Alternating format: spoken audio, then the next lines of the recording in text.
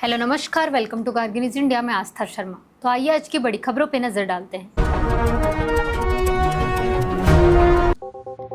राहुल गांधी ने छात्र प्रदर्शनकारियों पर हुई कार्रवाई को लेकर प्रधानमंत्री नरेंद्र मोदी और गृह मंत्री अमित शाह पर निशाना साधते हुए कहा कि पहले छात्रों की हड्डियां तोड़ी गई, अब उनके खिलाफ एफआईआर दर्ज की जा रही है।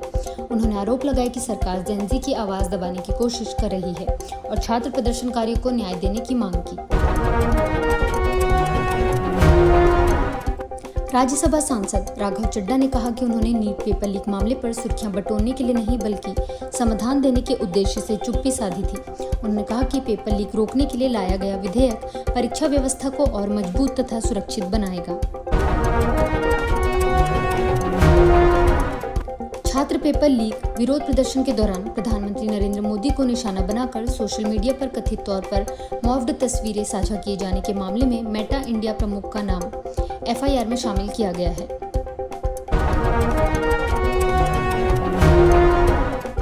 प्रधानमंत्री नरेंद्र मोदी के खिलाफ कथित आपत्तिजनक पोस्ट के मामले में तेलंगाना पुलिस ने मेटा इंडिया प्रमुख का नाम दर्ज मामलों में शामिल किया है। बीजेपी समर्थकों की शिकायत पर साइबर क्राइम पुलिस ने फेसबुक और इंस्टाग्राम के कई अकाउंट संचालकों के खिलाफ मामला दर्ज कर जांच शुरू की है।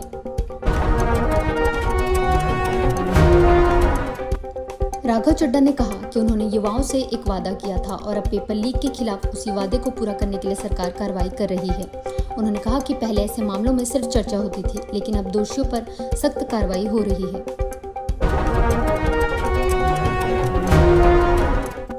मॉनसून सत्र के 10वें दिन लोकसभा ने जन्म और मृत्यु पंजीकरण विधेयक पारित कर दिया, जिसके बाद सदन की कार्रवाई दिन भर के लिए स्थगित कर दी गई। संसदीय कार्य मंत्री किरण रिजिजू ने चर्चा में हिस्सा नहीं लेने पर विपक्ष की आलोचना की।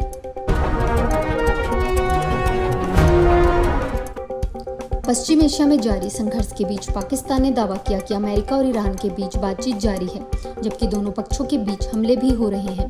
वहीं सऊदी अरब ने बाब अल मंदेब जलद मरुमध्य की सुरक्षा के लिए 14 देशों के समुद्री रक्षा गठबंधन की घोषणा की। तमिलनाडु के मंत्री निर्मल कुमार ने कहा कि कावेरी जल विवाद पर बातचीत के लिए मुख्यमंत्री विजय की कर्नाटक यात्रा को लेकर अभी कोई आधिकारिक फैसला नहीं हुआ है। उन्होंने बताया कि मेकेदातु परियोजना पर मुख्यमंत्री विशेषज्ञों और संबंधित पक्षों से लगातार चर्चा कर रहे हैं।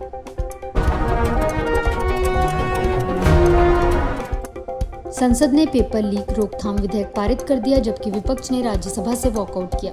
केंद्रीय मंत्री जितेंद्र सिंह ने कहा कि सरकार मेडिकल शिक्षा में सुधार कर रही है। वहीं मल्लिकार्जुन खड़गे ने नीट पेपर लीक और छात्र प्रदर्शनकारियों पर कार्रवाई की सुप्रीम कोर्ट की निगरानी में जांच की मांग की। अमेरिका ईरान युद्ध के दौरान भारत सरकार ने भारतीय दूतावासों की मदद से करीब 1.4 लाख भारतीय नागरिकों की सुरक्षित वतन वापसी कराई। केंद्र सरकार ने बताया कि कतर, कुवैत, इराक, इजराइल समेत कई देशों से निकासी अभियान चलाकर भारतीयों को सुरक्षित घर पहुंचाया गया। अभिजीत दीपके ने जंतर मंतर प्रदर्शन के दौरान घायल हुए दिल्ली पुलिस कर्मियों के प्रति संवेदना जताते हुए आरोप लगाया कि पुलिस पर हमला छात्रों ने नहीं बल्कि बीजेपी द्वारा भेजे गए गुंडों ने किया। उन्होंने निष्पक्ष जांच की मांग भी की।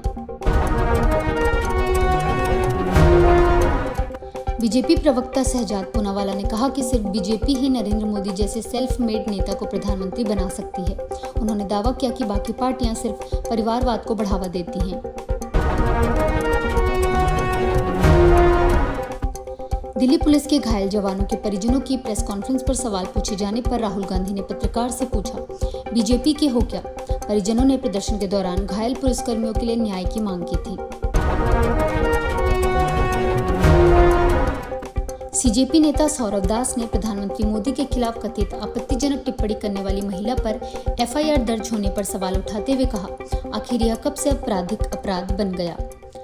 पुलिस ने नोएडा में 0 एफआईआर दर्ज कर मामला दिल्ली भेज दिया है।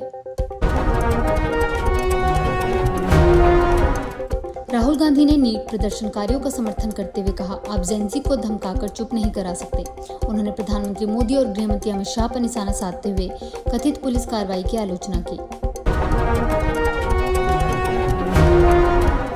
ईरान ने दावा किया है कि उसने स्ट्रेट ऑफ हॉर्मज से गुजर रहे अमेरिकी सुरक्षा में चल रहे 2 तेल टैंकरों को निशाना बनाया। वहीं पाकिस्तान का कहना है कि अमेरिका और ईरान के बीच बातचीत जारी है, लेकिन दोनों देशों के बीच हमले भी जारी हैं। कर्नाटक के उप मुख्यमंत्री डीके शिवकुमार ने कावेरी जल विवाद को लेकर जारी विरोध प्रदर्शनों के बीच विजय के साथ होने वाली बैठक टाल दी है।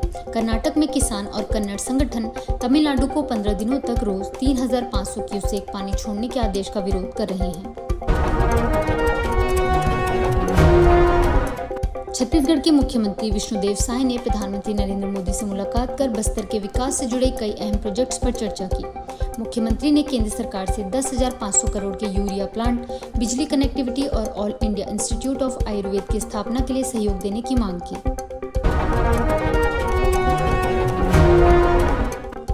भारत ने पाकिस्तान अधिकृत कश्मीर में प्रदर्शनकारियों पर हो रही कार्रवाई को लेकर अंतर्राष्ट्रीय समुदाय से पाकिस्तान की जवाबदेही तय करने की मांग की है।